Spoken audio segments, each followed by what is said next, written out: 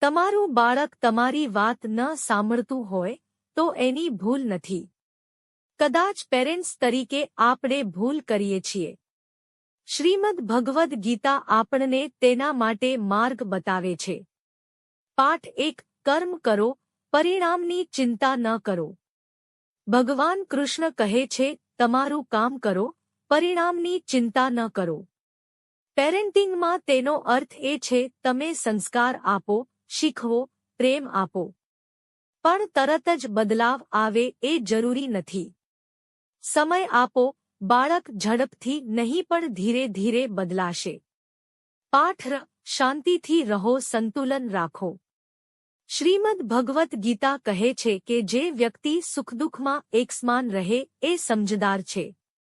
બાળકથી ભૂલ થાય ત્યારે વધારે ગુસ્સો ન કરો. બાળક ખૂબ જ સારું કાર્ય કરે અને ખુશી થાય ત્યારે પણ બહુ રિએક્ટ ન કરો.